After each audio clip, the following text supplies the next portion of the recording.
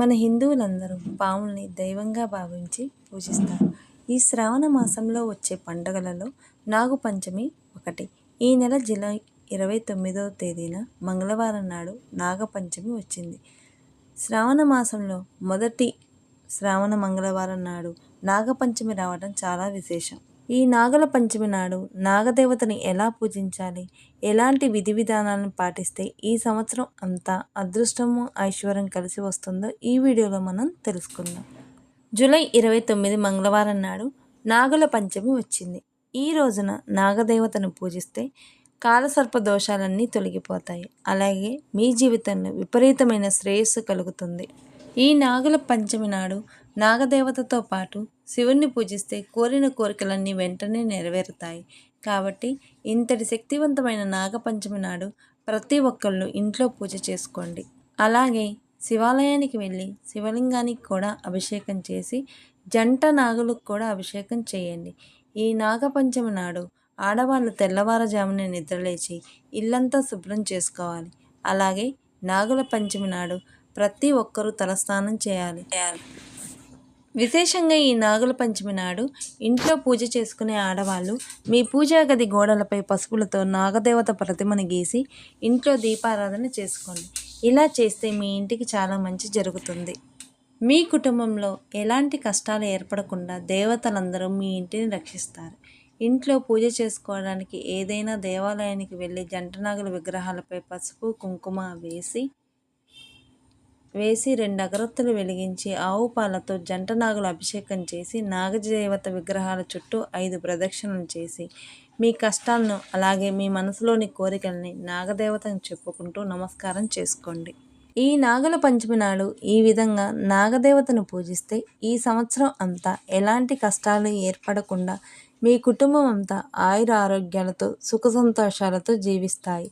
అయితే మన మనసులో చాలామంది ఆడవాళ్ళు తమ బంగారాన్ని తాకట్టు పెట్టుకుంటారు. తాకట్టులో ఉన్న మీ బంగారాన్ని త్వరగా బయటకు విడిపించాలనుకుంటే ఈ నాగపంచమి నాడు జంట నాగులకు పాలతో అభిషేకం చేసి ఒక మట్టి ప్రమిదలో ఆవు నెయ్యి పోసి దీపం వెలిగించి తాకట్టులో ఉన్న మీ బంగారం త్వరగా బయటకు రావాలి అని నాగదేవతకు నమస్కారం చేసుకోండి. అతి త్వరలోనే మీ ఆర్థిక పరిస్థితి మెరుగుపడి మీ బంగారం మీ ఇంటికి వస్తుంది. మీ ఇంటి సమీపంలో ఏదైనా నాగుల పుట్ట ఉంటే పుట్టపైన పసుపు కుంకుమ వేసి పుట్టలో పాలు పోసి ఒక దీపం వెలిగించి పుట్టకు ప్రదక్షిణ చేసి నమస్కారం చేసుకోండి.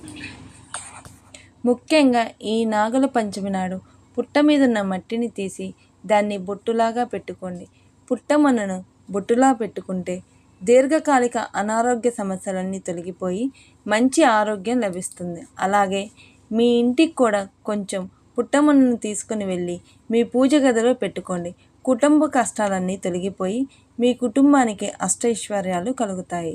అయితే ఈ నాగుల పంచమి నాడు ప్రతి ఒక్కరూ కొన్ని నియమాలు పాటించాలి. ఈరోజు పొరపాటును కూడా కొన్ని తప్పులు చేయకూడదు, లేదంటే మీ కుటుంబానికి కష్టాలు ప్రారంభమవుతాయి. కాబట్టి ఈ నాగుల పంచమి నాడు ప్రతి ఒక్కరూ పాటించవలసిన నియమాలు ఏంటో ఇప్పుడు తెలుసుకుందాం. ఈ పవిత్రమైన నాగుల పంచమి నాడు పదునైన వస్తువుల్ని ముట్టుకోకూడదు. పదునైన వస్తువులంటే కత్తులు కత్తిపీటలు ఉపయోగించకూడదు. కాబట్టి ఈ నాగుల పంచమి నాడు కత్తిపీటతో తురుముకునే కూరగాయలను ఇంట్లో వండకూడదు. ఇంట్లో వంట చేయాలంటే చేతిలో విరిగితే కూరగాయలను మాత్రమే వండుకోవాలి. ముఖ్యంగా ఈ నాగపంచమి నాడు చిక్కుడుగాయ కూర వండుకోవచ్చు. అలాగే కందిపప్పును వాడుకోవచ్చు. మన హిందూ మతంలో పాముల్ని చాలా పవిత్రంగా భావిస్తారు. అయితే ఈ నాగుల పంచమి నాడు 12 రకాల నాగులను ఆరాధిస్తే జన్మజన్మల అదృష్టము విపరీతమైన ఐశ్వర్యము కలుగుతుంది. అయితే ప్రస్తుతం రోజుల్లో 12 నాగులను పూజించడం వీలు కుదరదు. కాబట్టి ఈ నాగపంచమి నాడు ప్రతి ఒక్కరూ 12 నాగదేవతల పేర్లను చదవండి. ఆ పేర్లు ఏంటంటే అనంత, వాసుకి, శేష, పద్మ, కద్ర, తక్షక, కాలయ, మణిభద్ర, శంఖపాల, అశ్వతార, ధృతరాష్ట్ర, శంఖచూడ. ఈ 12 రకాల నాగుల పేర్లను వీలైనంత ఎక్కువగా చదవండి. ఎందుకంటే ఈ 12 మంది నాగులు శక్తికి, జ్ఞానానికి, సిరి సంపదలకు, కుటుంబ రక్షణకు ప్రతీకలుగా నమ్మకం.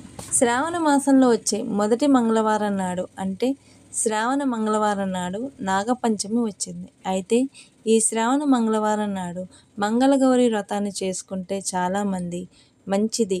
ముఖ్యంగా కొత్తగా పెళ్ళైన ఆడవారు తప్పనిసరిగా ఈ వ్రతాన్ని చేసుకోవాలి. మంగళగౌరి వ్రతాన్ని చేసుకునే ఆడవాళ్ళకి సౌభాగ్యం వర్ధిల్లుతుంది. మీ భర్త ఆయురారోగ్యాలతో సుఖ సంతోషాలతో జీవిస్తాడు. ఈ నాగపంచమి నాడు మీ ఇంట్లో వెన్న కరిగించకూడదు. పంచమి రోజున ఇంట్లో వెన్న కరిగిస్తే మీ ఇంట్లో ఉన్న లక్ష్మీదేవి బయటకు వెళ్ళిపోతుంది. అలాగే ఈ నాగపంచమి రోజే వాసుకి సర్పము తపస్సు చేసి శివుడికి ఆభరణంగా మారింది.